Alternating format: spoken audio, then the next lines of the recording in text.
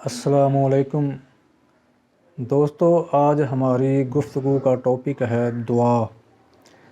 کہ انسان دعا کیوں کرتا ہے اللہ رب العزت سے۔ پہلی بات تو یہ ہے کہ دعا جو ہے مومن کا ہتھیار ہے۔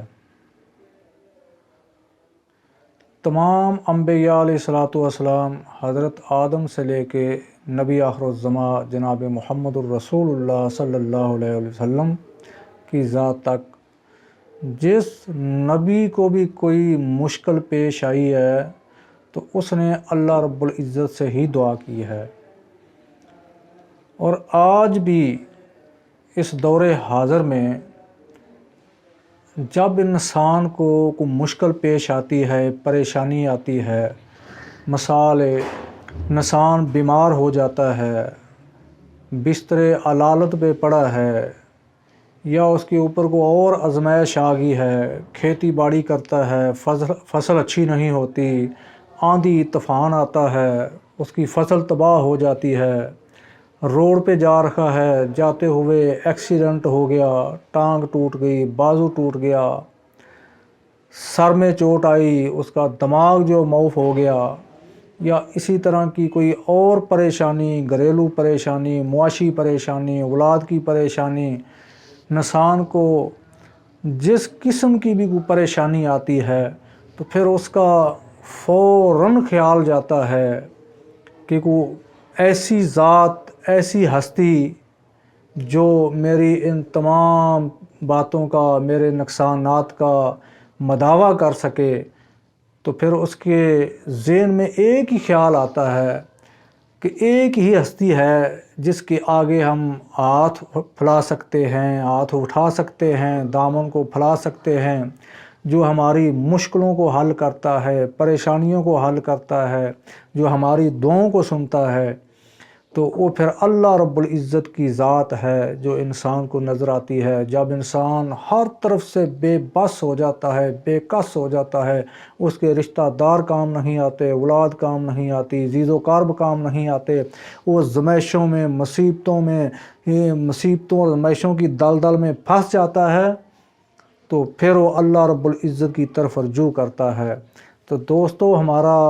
دعاؤں کا سننے والا، دعاؤں کو قبول کرنے والا، ہمارا حاجت روا، مشکل کشا، مصیبتوں سے نکالنے والا، بیماریوں سے شفا دینے والا، تنگ دستی سے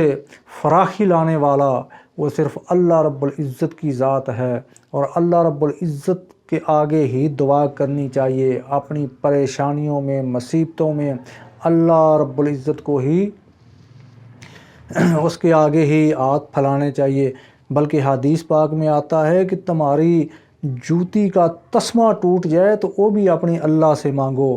کہ انبیاء کرام کے اوپر جب بھی کوئی آزمائش آئی، کوئی پریشانی آئی، تو انہوں نے اللہ رب العزت کا دروازہ کھٹکایا ہے، اللہ کی کنڈی کھٹکائی ہے۔ حضرت آدم سے لے کر نبی پاک تک، حضرت آدم کو جب جنت سے نکالا گیا تو انہوں نے اللہ کی کنڈی کھٹکائی، اللہ کے آگے ہاتھ پھیلائے، ربنا ظلمنا انفسنا وان لم تغفر لنا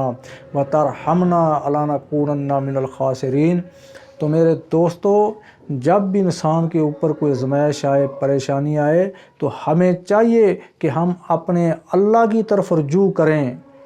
اللہ کی طرف رجوع کریں، اللہ کے سامنے گڑ گڑائیں، اپنے گناہوں کی معافی مانگیں، پھر اللہ کے سامنے اپنی آرزو رکھیں کہ یا اللہ، میرے پاس اولاد نہیں، نیک اور سہل اولاد عطا کر، اللہ تنگ دستی ہے، اللہ اس کو ختم کر دے، اللہ غربت ہے، اس کو ختم کر دے۔ تو یہ دعا جو ہے، دعا یہ مومن کا ہتھیار ہے۔ مومن کو جب بھی کوئی پریشانی، مصیبت آتی ہے تو اسی ہتھیار کو اٹھاتا ہے۔ تو میرے برادر، میری دعا ہے کہ اللہ ہمیں ہر قسم کی آزمائشوں سے، مصیبتوں سے نکلنے کے لیے اللہ اپنے در کا بہکاری بنائے، اپنے دروازہ کھٹکانے کی توفیق عطا فرمائے، کہ ہم اللہ کے در پہ جھکیں اور اللہ ہی سے مانگیں، نہ کہ ہم غیر اللہ کے در پہ جائیں، غیر اللہ کے در ٹھوکریں کھاتے پھریں۔ اللہ کے در کو چھوڑ کر غیروں کے در پر ہم ذلیل ہوتے پھریں، رسوا ہوتے پھریں، در در کی ٹھوکریں کھاتے پھریں۔ صرف اللہ کے در کا محتاج ہونا چاہیے، جو بھی مانگنا ہے اللہ سے مانگیں۔ اللہ ہمارا حامی و ناصر ہو۔ السلام علیکم۔